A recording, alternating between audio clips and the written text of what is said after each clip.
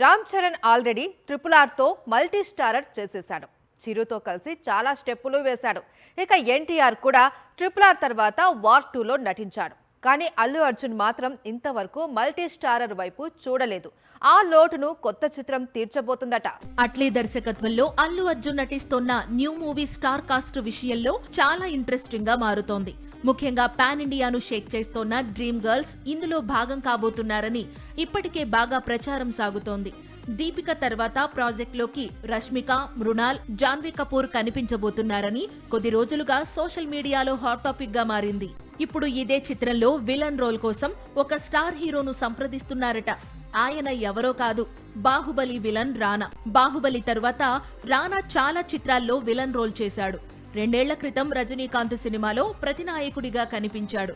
ఇప్పుడు ఇదే స్పీడ్ లో బన్నీ మూవీలోనూ నెగటివ్ రోల్ చేయబోతున్నాడట. సైన్స్ ఫిక్షన్ మూవీలో Bunny versus Rana war episodes అదిరిపోతాయని బాగా ప్రచారం సాగుతోంది.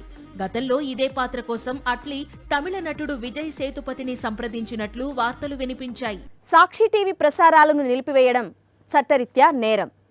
సాక్షి టీవీ ప్రసారాల కోసం మీ స్థానిక కేబుల్ ఆపరేటర్ని వెంటనే సంప్రదించండి.